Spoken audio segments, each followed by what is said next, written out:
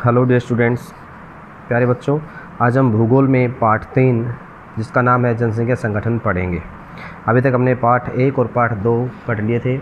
आज हम part 3 start करने जा रहे हैं।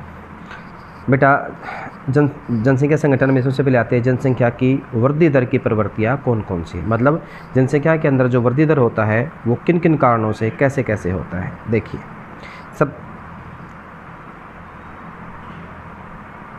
सबसे पहले प्राकृतिक वृद्धि दर।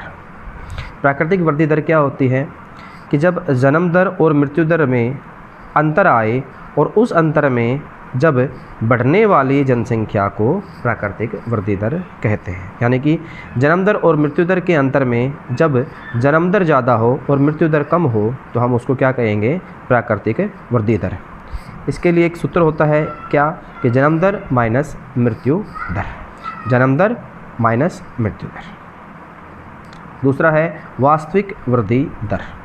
वास्तविक वृद्धि दर में क्या होता है कि जब जन्म दर एवं मृत्यु दर के साथ साथ आप्रवास और उत्प्रवास की भी गणना होती है। मतलब जन्म दर और मृत्यु दर की गणना तो होती है, परंतु उसके साथ साथ आप्रवास और उत्प्रवास की भी उसमें गणना की जाती है। उसे वास्तविक वृद्धि दर कहते हैं। इसको किस सूत्र के द्वारा निकाला जाता है, जन्म दर माइनस मृत्यु दर प्लस आप्रवासी माइनस उत्प्रवासी। यानी कि जन्म दर और मृत्यु दर का जो अंतर आएगा वो, और प्लस में आप्रवास और उत्प्रवास में जो अंतर आएगा वो, इन दोनों को जोड़ करके हम क्या निकाल देंगे, हमारी वास्तविक वृद्धि दर। अगली है घनात्मक वृद्धि दर। घनात्मक यानी कि हम पहले से पढ़ते आ रहे हैं, घनात्मक का अर्थ होता है ज़्यादा, यानी कि बढ़ोतरी। ये कैसे होती है कि जब दो समय बिंदुओं के बीच, दो समय बिंदु का मतलब होता है, मान लो कि सन 2019 से, आज 2020 चल रही है, तो 2018 से 2019 तक ये दो समय बिंदु हो गए। जब दो समय बिंदुओं के बीच जन्म दर मृत्यु दर से ज़्यादा हो, मतलब जब किसी दो समय बिंदुओं के बीच में जन्म दर है वो मृत्यु दर से ज़्यादा हो, या फिर दूसरे देशों के लोग स्थायी रूप से देश में आकर के प्रवास कर जाएं, मतलब दूसरे देश के लोग देश में आकर के दूसरे में बस जाएं, तो वो क्या कहेंगे, घनात्मक। कैसे, जन्म दर ज़्यादा हुई, बढ़ा, किसी दूसरे देश के लोग किसी देश में आ जाएंगे, यहाँ पर वृद्धि बढ़ी, तो ये क्या हो जाएगी, घनात्मक वृद्धि दर। दूसरा है ऋणात्मक वृद्धि दर। जैसे कि घनात्मक का मतलब ज़्यादा होता है तो ऋणात्मक का मतलब कम होता है। इसमें क्या होगा, वही चीज़ होगी, इसका उल्टा हो जाएगा कि जब दो समय बिंदुओं के बीच जनसंख्या कम हो जाए तो उसे घनात्मक वृद्धि दर बोलते हैं।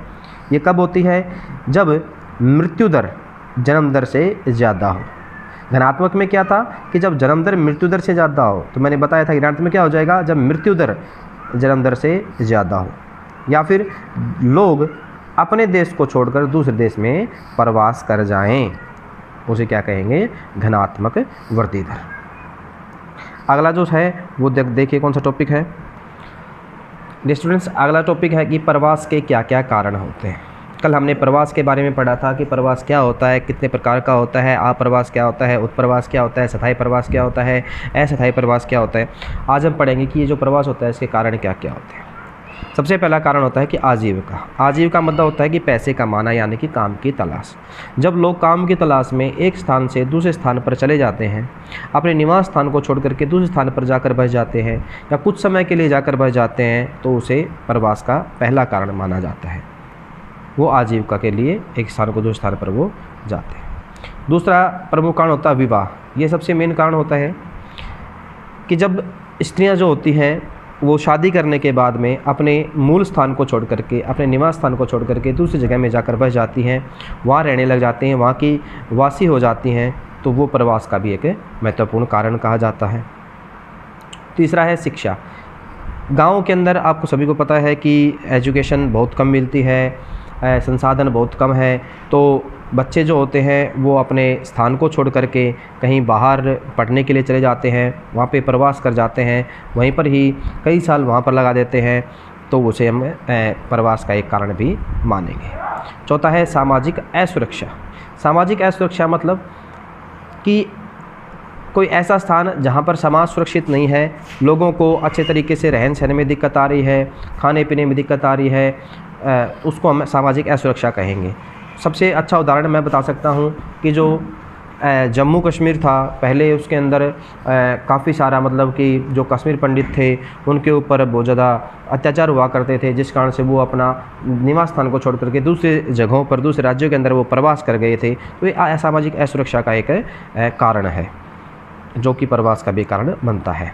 प्राकृतिक प्रकोप, प्राकृतिक प्रकोप के अंदर हम ये मान सकते हैं कि ज़्यादातर तो भूकंप, सुनामी, इस तरह के जो प्राकृतिक रूप से जो मतलब प्रभाव जो देखने को मिलते हैं, वो प्रवास का भी एक मुख्य कारण होता है। कई ऐसे स्थान हैं जहाँ पर भूकंप बहुत ज़्यादा आते हैं, तो वहाँ पर लोग ज़्यादा निवास नहीं करते हैं, अपने स्थानों को छोड़ करके दूसरी जगह जाकर बस जाते हैं। तो डियर स्टूडेंट्स, आज के लिए इसके अंदर इतना ही। आपको होमवर्क मैं आपको दे रहा हूँ कि क्या होमवर्क करना है। चैप्टर नंबर 2, ध्यान से सुनिए कि चैप्टर जो 2 है उसके MCQ क्वेश्चंस हैं अभ्यास के, और इसके अलावा दूसरे भी हैं, जो टोटल 27 क्वेश्चंस हैं। MCQ क्वेश्चन है वो 27 आपको याद करने हैं, और एक शब्द में उत्तर दें वो है 15 क्वेश्चन। ये आप सभी को याद करने हैं, यही आपका आज का काम है। Thank you.